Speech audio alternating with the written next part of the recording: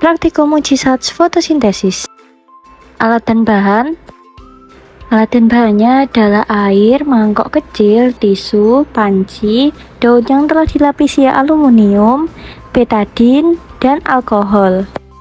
Untuk pemanasnya, karena tidak ada kompor, saya menggunakan rice cooker. Langkah-langkah uji sains. Pertama-tama, lapisi daun dengan kertas aluminium. Di sini saya menggunakan dua jenis daun, yaitu daun gersem dan daun jambu. Biarkan selama 24 jam. Setelah itu, siapkan bahan dan alat untuk memasak daun. Yang pertama, masukkan air ke dalam rice cooker. Masak hingga airnya mendidih. Lalu, daun yang telah dilapisi aluminium tadi dimasukkan ke dalam air yang telah mendidih. Sembari menunggu daunnya masak atau klorofilnya larut, kita siapkan alkohol, masukkan ke dalam mangkok kecil. Tuang secukupnya sekitar setengah lebih dari mangkok tersebut. Setelah daun mendidih, angkat, lalu tiriskan daun. Warna air menjadi hijau karena terpengaruh oleh larutnya klorofil. Setelah itu, masukkan alkohol dan tunggu hingga panas. Setelah itu, masukkan daun yang tadi, tunggu hingga mendidih. Setelah mendidih, angkat daun, lalu tetesi kedua jenis daun tersebut dengan iodin.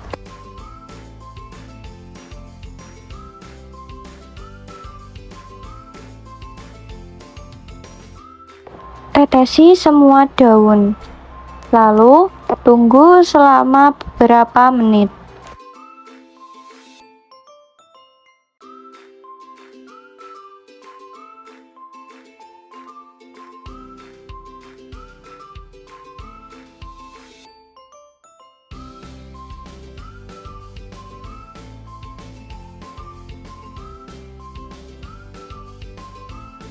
Seperti inilah contoh daun yang berhasil. Pembahasan. Latar belakang percobaan sains diperkenalkan oleh seorang ilmuwan asal Jerman bernama Julius van Sach pada sekitar tahun 1860. Kala itu, Sach berhasil membuktikan bahwa proses fotosintesis menghasilkan zat gula atau karbohidrat yang disebut amilum. Di tahun-tahun berikutnya hingga sekarang, praktikum yang dilakukan Sach diajarkan di banyak sekolah untuk membantu siswa memahami proses fotosintesis.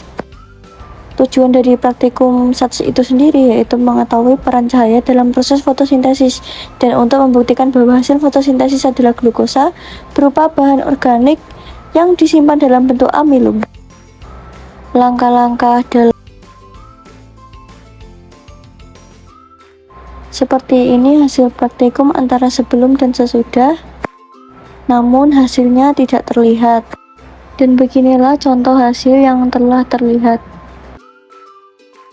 Hasil praktikum: nama bahan air sebelum bening sesudah hijau, daun jambu sebelum hijau sesudah kuning kecoklatan, daun gersem sebelum hijau sesudah coklat, alkohol sebelum bening sesudah hijau.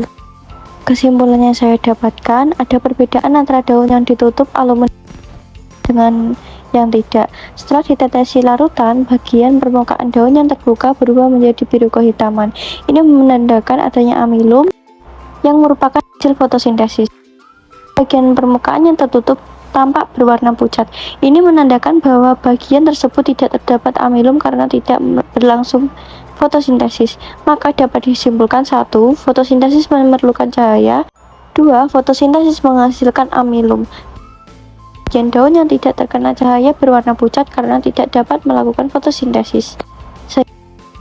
Amilum.